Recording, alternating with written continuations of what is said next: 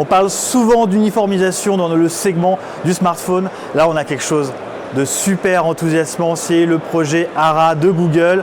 On est ici au Mobile World Congress sur le stand du petit fabricant Yez, fabricant nord-américain basé à Miami, qui va proposer des modules sur la base du Google ARA. Le Google ARA, c'est le smartphone modulaire, c'est le smartphone modulable, c'est la fin, en tout cas sur le papier, de l'obsolescence programmée. C'est un smartphone. Je fais ce que je veux avec, je mets le module qui suit mes besoins, le flash, je change mon APN, je change ma batterie, je change mon slot HDMI, USB. C'est super enthousiasmant. On va prendre ça en main et je vais vous donner mes premières impressions.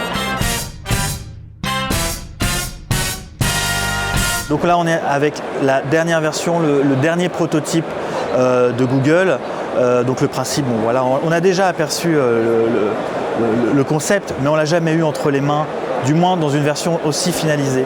Donc voilà, le principe, il est là en fait. C'est des modules ajustables qu'on vient clipser. Là typiquement, voilà, j'ai un écran, je peux le retirer, j'ai un écran LCD, je peux mettre un écran e-paper si j'ai envie pour par exemple conserver l'autonomie. J'ai un module à la fois LCD et e-paper que je peux retourner. J'ai évidemment le capteur de façade. Si j'ai envie de changer le capteur de façade, j'en rachète un autre. C'est ça le concept d'ARA, le concept de PhoneBlock.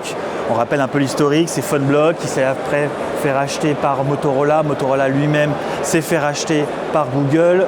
Google a revendu Motorola, mais a conservé à Lenovo, mais a conservé les projets innovants, dont le ARA. Et voilà, ce ARA, on va le voir arriver très rapidement. Hein. C'est un concept, mais ça va être bien réel en fin d'année, notamment à Porto Rico dans les marchés pilotes. Voilà, c'est tout ça qui est très intéressant sur ce produit. Donc là, il y a énormément de modules qui seront proposés.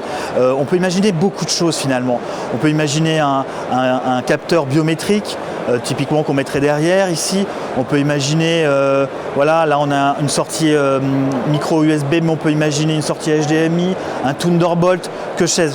Il y a énormément de possibilités. On a vu tout à l'heure en bas, on a vu la possibilité de glisser ici, là sur cette partie-là, de glisser une manette, un paddle pour jouer, voilà, pour jouer avec.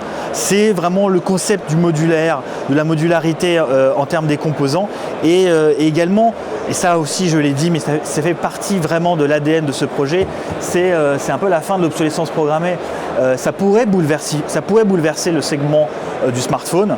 Encore une fois, on est sur le projet, c'est Google qui soutient l'histoire, mais ça peut être aussi un problème parce qu'on a déjà vu Google lâcher des projets très innovants.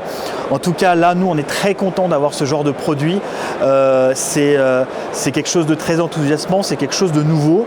Je pense que pour les fabricants tels que Yez, qui est un fabricant encore à la notoriété, voilà, pas très présent hors de son segment de marché, qui est surtout les US, Amérique du Nord et Amérique du Sud. D'ailleurs, c'est pour ça qu'il a été choisi, Yez, parce qu'il a une forte présence en Amérique du Sud. Ça va être un très bon accélérateur de notoriété pour ces marques, pour Yez. Yez, par exemple, c'est une marque qu'on ne connaissait pas en France. Et bien là, je peux vous dire que grâce à ce Mobile World Congress et à ce projet ARA, Yez, on va en entendre parler. Voilà pour la prise en main. Vous l'avez vu, je suis forcément très enthousiaste. C'est quelque chose qui pourrait bouleverser tout le segment du smartphone. Donc forcément, on observe ça avec beaucoup d'attention. Il reste tout de même pas mal de questions, notamment en termes de modèle économique, de distribution des modules. On parle d'un corner Google où on pourrait trouver tous ces modules des différents fabricants. On n'est pas encore trop la distribution non plus. Est-ce que ça va faire en retail?